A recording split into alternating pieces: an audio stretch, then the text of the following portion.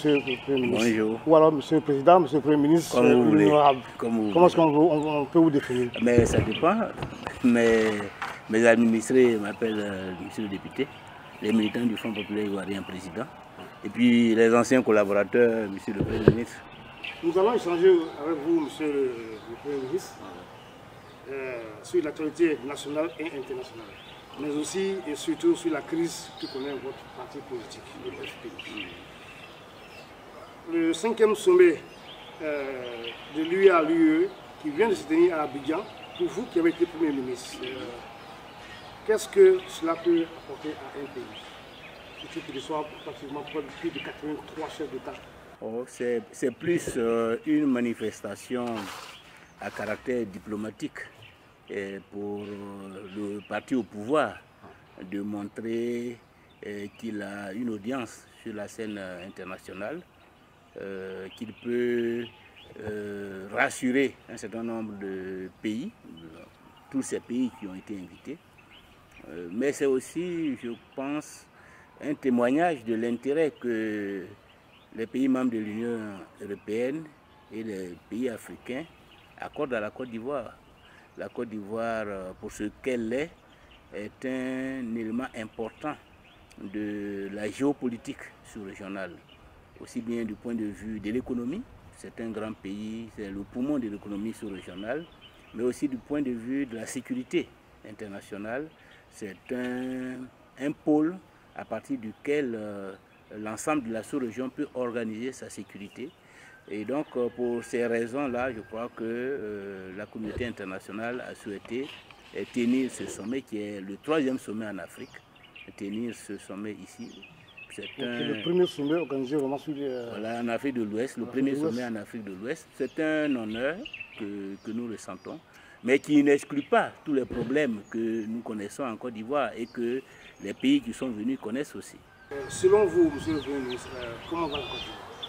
Oh, je pense que la Côte d'Ivoire est un malade, un grand malade. Politiquement, socialement. Oui, c'est un grand malade qui en apparence se porte bien. Vous savez, il y a des maladies qui ne se reflètent pas dans, je dirais, dans la morphologie du malade, dans la présentation physique du malade. Donc, à première vue, lorsque vous circulez, surtout quand il n'y a pas d'embouteillage, vous pouvez avoir le sentiment à travers les rues, à travers les hommes qui circulent, que la Côte d'Ivoire se porte bien. Mais en réalité, aussi bien au plan politique, économique que social, le pays se porte très mal, le pays est malade. Le pays n'est pas sorti de la crise post-électorale de 2010-2011 en termes de division, en termes de fracture sociale, en termes de réconciliation nationale, en termes de justice indépendante. Aujourd'hui, toutes les institutions sont affectées par la crise de 2010-2011. On ne peut pas bâtir une justice indépendante parce que la justice aujourd'hui est un moyen, un instrument pour poursuivre la guerre de 2010-2011 contre l'opposition politique. L'administration, c'est la même chose. Elle est caporalisée et au service de ceux qui ont gagné la guerre de 2010-2011 au détriment de tous leurs adversaires politiques de cette époque, à telle enseigne que l'administration n'apparaît plus comme une administration neutre, impartiale, au service de tous les Ivoiriens, où tous les fils de ce pays peuvent avoir leur place en fonction de leurs compétences. C'est une administration caporalisée, tribalisée, où c'est le népotisme qui prévaut, la corruption généralisée. Du point de vue de l'armée, qui est aussi une institution fondamentale dans un pays, puisqu'elle est chargée quand même de défendre l'intégrité du territoire, c'est la même chose.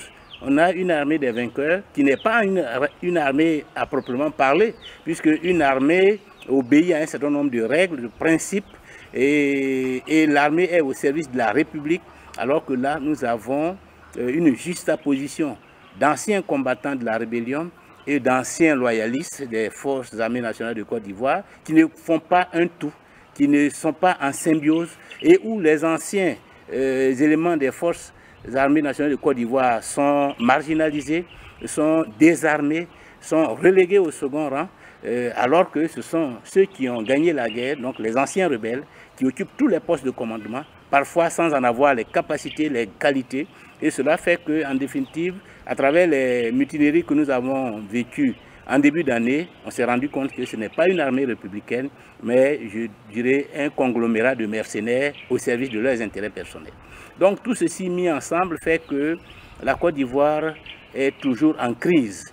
Et même si en apparence elle semble se porter bien, mais les perspectives sont incertaines. On ne sait pas dans les mois à venir, surtout dans la perspective de l'élection de 2020, comment les choses vont évoluer, surtout qu'au sein de l'appareil politique au pouvoir, au sein de la coalition du RHDP, il y a de grosses divisions entre les différents prétendants à la succession d'Alassane Ouattara en 2020, et tout cela constitue donc une vraie bombe à retardement. Face à ce tableau effrayant que vous décrivez, qu'est-ce qui explique vraiment l'indifférence de l'opposition? Non, on ne peut pas dire que l'opposition est indifférente dans la mesure où je vous décris la situation. Ça veut dire que il n'y a pas d'action forte, il n'y a pas de... Non, l'opposition s'organise. L'opposition s'organise d'abord pour jouer son rôle d'opposition. Nous sommes au Front populaire ivoirien, nous sommes à l'Assemblée nationale. Donc nous participons au débat parlementaire, nous faisons connaître notre opinion sur les différentes propositions ou projets de texte qui sont soumis. Et nous faisons des déclarations sur la situation nationale. À l'occasion de ce sommet, nous avons eu à faire 2 grandes déclarations pour donner notre opinion. Nous avons participé au dialogue politique, mais le dialogue n'est plus à l'ordre du jour. Quand la situation s'est avérée insupportable, nous avons organisé ce que nous avons appelé la marche de la colère en juin 2017. Aujourd'hui, nous nous préparons, nous nous réorganisons sur le terrain. Nous essayons, nous construisons notre unité pour préparer les futures batailles. Je pense sincèrement que ce sont ces actions, ces simples déclarations là, qui vont faire changer quelque chose. Non, les élections... Ces actions déclarent sans véritable éclat en fait. Non, les élections, un parti politique dans un pays qui se veut démocratique, qui ne veut pas faire des changements par la violence et par des coups d'État, la seule opportunité pour un parti et pour un peuple, ce sont les élections. C'est à l'occasion des élections qu'on change de gouvernement. Donc il faut préparer ces échéances.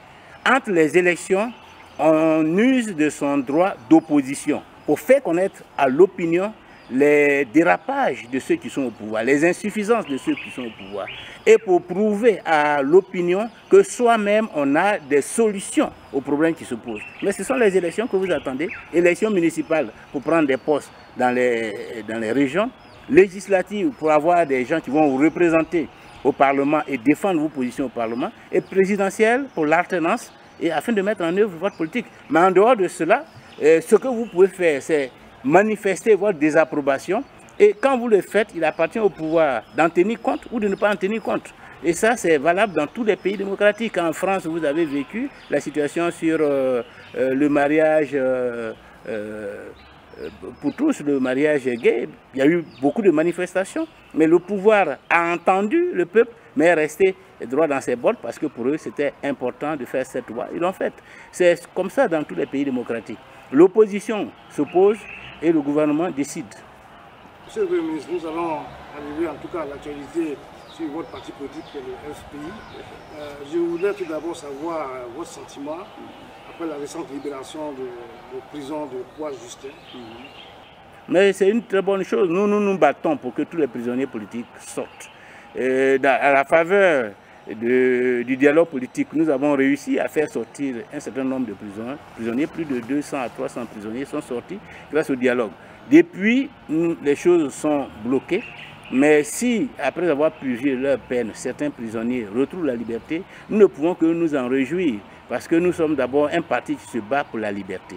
Et quel que soit le statut, quelle que soit l'identité, quelle que soit l'appartenance ethnique, religieuse ou politique de la personne qui est concernée. Donc nous nous réjouissons de tous ceux qui sont en prison pour des raisons politiques et qui retrouvent la liberté. Il est parti en prison par rapport à une action mise en justice par vous. Moi? Oui. À quelle occasion? C'est vous qui avez saisi la justice par rapport au congrès de Mama. Je n'ai pas saisi. Vous êtes mal informé en tant que journaliste. Je n'ai jamais saisi une justice. Je ne me suis pas du tout occupé du congrès de Mama. Le congrès de Mama ne m'intéresse pas. Pourquoi je vais saisir la justice? Je n'ai même pas fait une simple déclaration sur le congrès de Mama. À plus forte raison, saisir la justice. Donc vous êtes très mal informé. Et c'est comme ça que vous propagez de fausses nouvelles à travers les réseaux sociaux, faisant croire que Affi N'Guessan est impliqué dans telle ou telle arrestations. Je n'ai rien à voir avec les différentes arrestations qui ont eu lieu. Moi, je mène ma politique selon ma vision, selon ma logique. Et puis, le reste ne m'intéresse pas.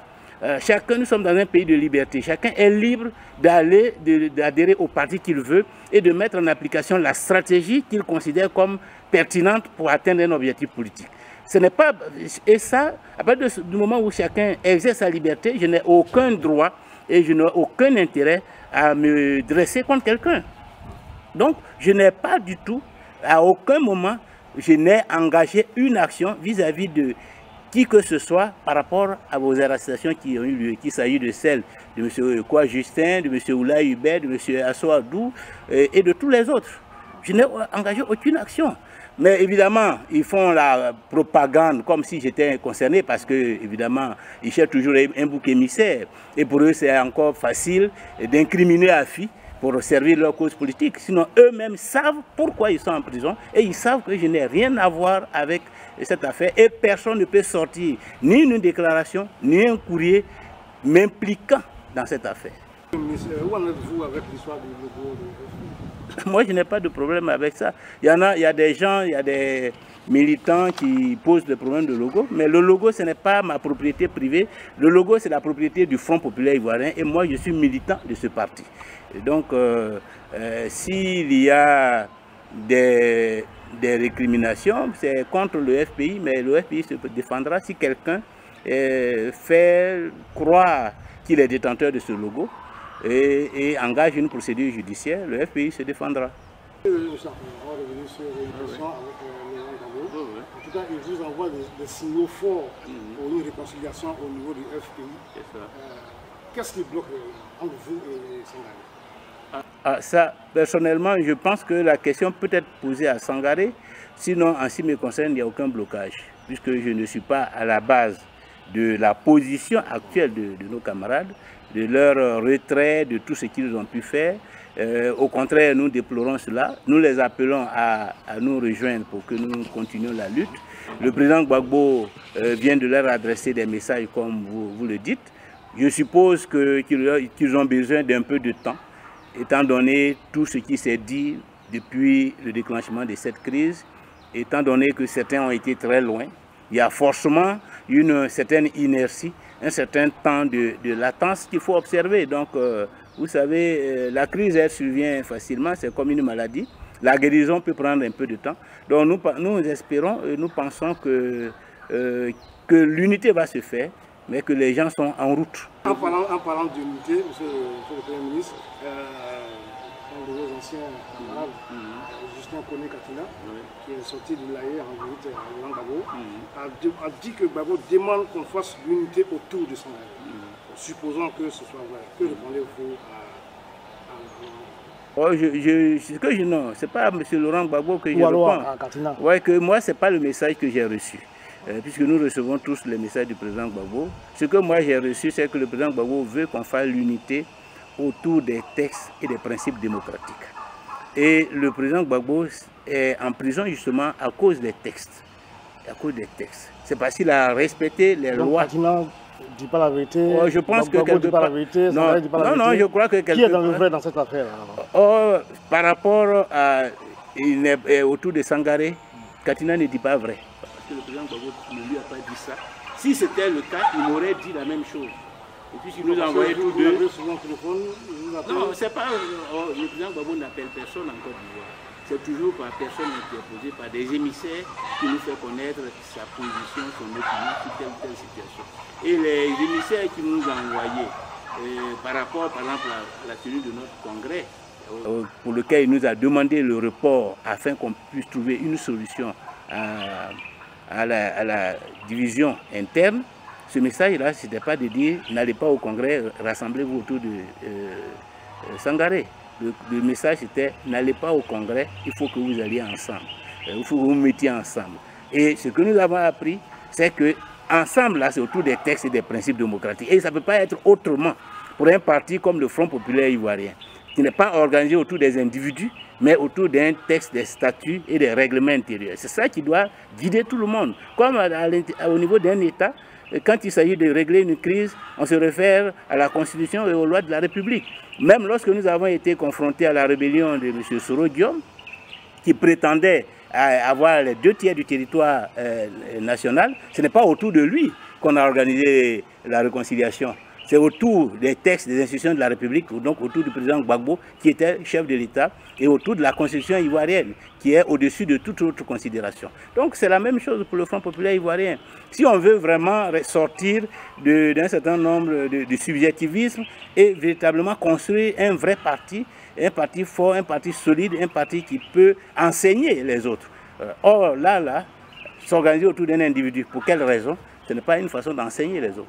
Justement, pour vous emboîter ou pas, est-ce que vous êtes prêt vraiment, quelle que soit la façon, à rejoindre Abou-Daman Sangaré pour l'unité de votre parti? Mais moi, je suis prêt, je l'attends. Je suis président du parti. Il vient, on va au congrès, selon la formule qu'on aura trouvée. Si des gens sont candidats, et ça, je leur ai dit depuis 2014, fin 2014, début 2015, allons-y au congrès, que les militants se prononcent. Celui qui a des ambitions, qui se présente, on va au congrès, s'il est élu, nous nous rassemblons tous autour de lui pour continuer la lutte. C'est comme ça que nous avons commencé. Et nous disons toujours que le FPI est le parti des élections, est l'enfant des élections. Donc, à notre sein, on ne peut pas ignorer les textes du parti, ignorer le congrès du parti et vouloir imposer un individu à la tête du parti. Pour que quelqu'un devienne président du parti, il faut un congrès. On va au congrès, on se met ensemble, on définit, si on veut, le format même du congrès, ça peut faire l'objet du débat. Qui va au congrès? Ça peut faire l'objet du débat. Une fois qu'on s'est entendu sur le format du congrès, on va, celui qui veut être président, il se présente. Les militants votent. S'il est élu et qu'il apparaît comme celui qui rassemble la grande majorité des militants, nous nous rangeons tous. Et moi-même, peut-être le premier, autour de lui. Il n'y a pas d'autre voie. On imagine qu'en 2020, vous serez candidat, je suppose que vous serez candidat en 2020. Est-ce que vous êtes prêt vraiment à affronter quelqu'un du FPI à une élection? Mais s'il est candidat, c'est qu'il n'est pas du FPI. Parce que je ne vois pas un militant du FPI aller affronter le candidat du FPI. Celui qui est, qu'il est ancien militant peut-être. On peut dire qu'il y a un groupe de cadres qui sont effectivement en dissidence. Ça, je suis d'accord avec Sangaré et un certain nombre. Et ils ne sont pas exclus du parti. Donc, on peut considérer que... Mais c'est pour des raisons tactiques, parce que nous sommes toujours dans l'attente de la réconciliation, que des décisions ne sont pas prises contre eux. Sinon, ils ont causé un grand tort au Front populaire ivoirien, à travers tous les actes qu'ils ont posés depuis 2014-2015. Quand ils appellent les gens à boycotter les candidats du Front populaire ivoirien, qu'ils vont même faire campagne avec nos adversaires du RHDP contre notre candidat, tout ce qu'ils font dans la presse pour nuire à l'image du parti, qui font qu'aujourd'hui, nous avons de réelles difficultés pour avancer. Ils n'ont pas rendu service au parti. Mais nous sommes toujours favorables à l'unité parce que nous pensons que les erreurs sont humaines et qu'il faut privilégier le rassemblement, l'unité, au détriment d'autres considérations. Donc c'est pour cela que nous sommes toujours ouverts et que nous attendons. Mais il faut connaître que l'attente ne sera pas éternelle. Il faudrait bien, à un moment ou à un autre, se décider à avancer. Et si demain, certains se dressent contre nous aux élections présidentielles, ce sera leur droit. Mais ce ne sera pas en tant que militant du Front populaire ivoirien. En politique, il ne faut pas rester dans les sentiments, dans les enfantillages. On fait la politique, vous savez bien qu'à cause de la politique, il y a beaucoup d'Ivoiriens qui ont perdu la vie, qui ont perdu des biens. Donc nous devons faire preuve de responsabilité et de maturité. Et donc, celui qui décide d'aller être candidat, c'est tout à fait logique, c'est son droit. Mais il ne peut pas dire qu'il le fait au nom d'un quelconque militantisme au FPI. En tout cas, merci beaucoup, monsieur le ministre, de nous avoir reçus ici. Merci. Dans votre ancien domicile, d'ailleurs. Voilà. Quel est le nombre que vous pouvez dire à nos téléspectateurs qui nous regardent? Ancien domicile, je voudrais donc compléter. Oui. Ancien domicile que nos camarades frondeurs ont présenté comme ayant été réhabilité à grands frais par Ouattara, mais qui est encore inhabité. Et ça aussi, ça fait partie des réalités qu'il faut que les médias connaissent, de manière à informer objectivement vos téléspectateurs et toutes vos connaissances. Ceci dit, merci d'être venu. Dire encore une fois aux militants du FPI, et aux sympathisants et à tous les amis à l'extérieur que le FPI traverse une situation difficile parce que nous sommes à un tournant de notre histoire. C'est une situation que tous les partis politiques, toutes les organisations humaines ont connue dans leur parcours. Le PDCI en Côte d'Ivoire en a fait l'expérience après le décès du président Houphouët-Boigny. Même la succession à la tête de l'État, ça n'a pas été facile pour le président Henri Konan Bédié. Et même par la suite, cette crise interne a débouché sur le départ du RDL et la naissance de plusieurs partis politiques et sur le coup d'État de 1999.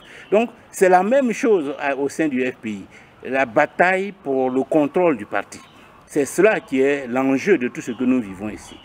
Il n'y a pas d'autres explications. Les gens veulent prendre la direction parce que c'est une nouvelle ère qui s'ouvre et chacun a des ambitions, chacun a une vision et chacun veut les réaliser, mais il faut le réaliser de façon démocratique. Il ne faut pas utiliser la médisance, la méchanceté, la diabolisation. C'est cela qui est condamnable. Sinon, les ambitions de diriger le FPI, à ce moment précis, moi je les considère comme légitimes. Tout le monde a le droit d'être président du Front populaire ivoirien. Mais il faut que cela se fasse selon les règles du Front populaire ivoirien.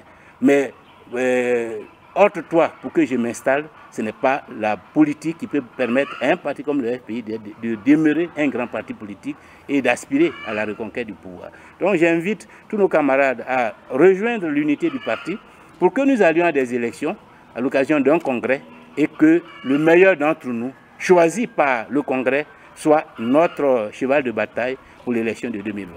Merci beaucoup. Merci beaucoup. Merci.